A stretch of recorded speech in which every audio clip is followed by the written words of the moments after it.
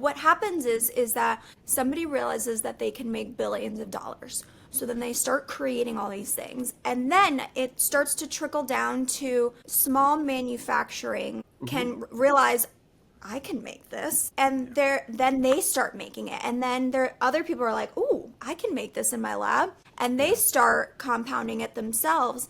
And then providers are now like, oh my God, how much money can I make off of this? And they start purchasing from all these manufacturers that claim to be pure products and all of these things. And then patients are like, oh my God, I can feel like $1 million on it. I'm going to go to any provider that's talking about peptides. And it's this widespread epidemic that starts from the root of it is money. And it's so wild to me how fast it moves. Literally how fast it moves. I Googled peptide manufacturers and then the list is endless. Like, it shouldn't be like that. It shouldn't be so easy to manufacture these and sell them.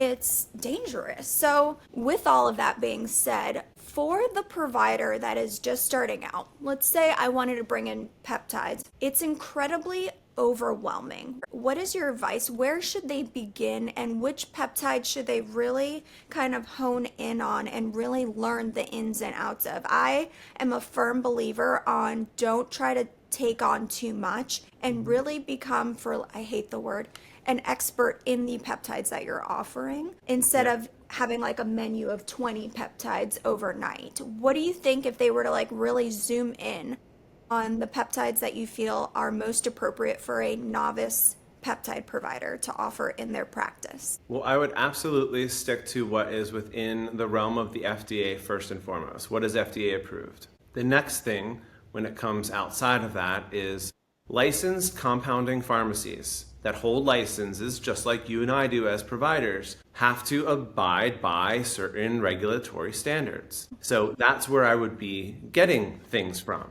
I would then focus on, out of that list that is legal, that is safe, that is done under good manufacturing practices. Use your brain. Critically think about your patient population and what do they need? What are they missing? What can you do to help enhance or support an already existing treatment program instead of like, I'm going to do something totally different?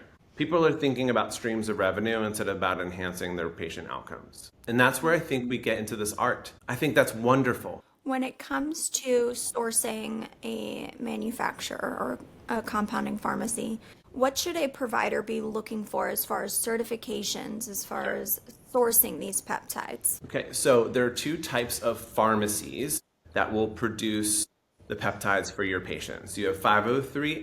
A is think it's for the actual patient, and 503B is for bulk. And bulk use means you can order a huge amount and then dispense it in your office, essentially.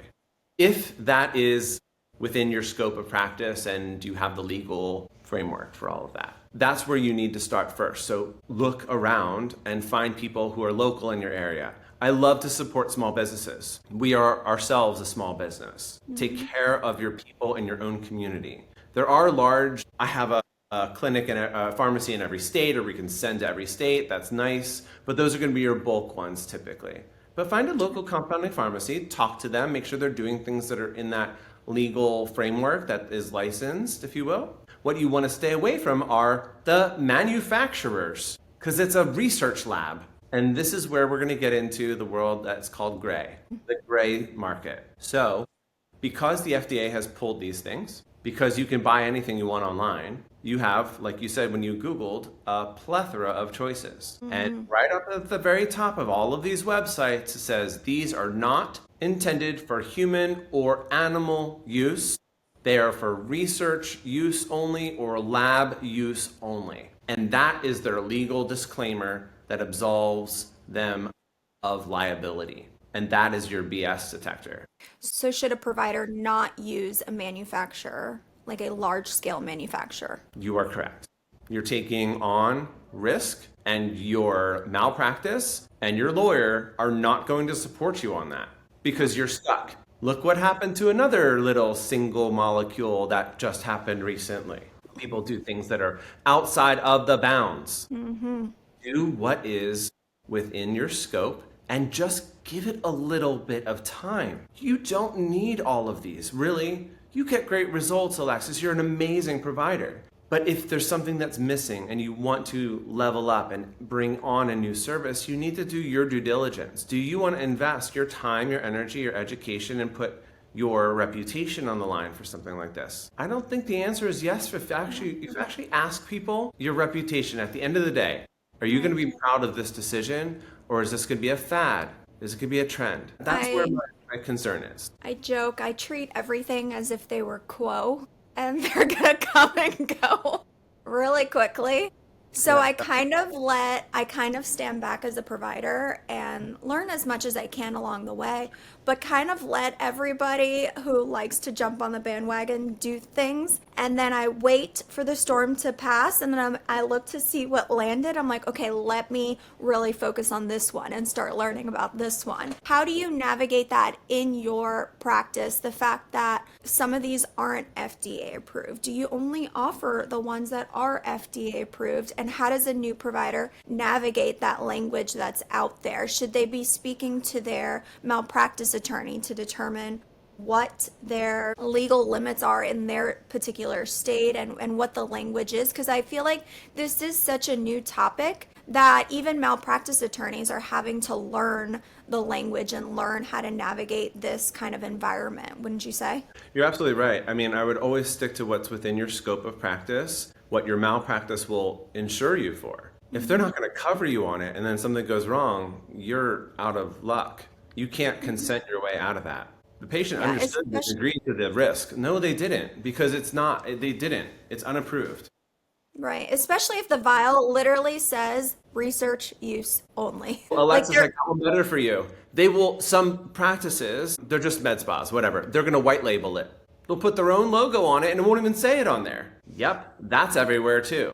Well, and then honestly, what I'm seeing, and again, I don't offer it, but what I'm seeing on social media is the patient doesn't even receive the vial. They get pre-drawn up syringes. Right. So really, they don't even have the opportunity to see the research use only. Yes, if it was a white label, you're not going to see that, but I mean, they're not even getting the authentic vial that says research use only. They're getting pre-drawn up syringes in a little Ziploc baggie with their name on it. If you ever get investigated, you have nothing to stand on. You're done. Nothing. Yep. That's just dumb. Yeah. So it's terrifying. I mean, just be careful. You live in a very interesting state where a lot of those things happen.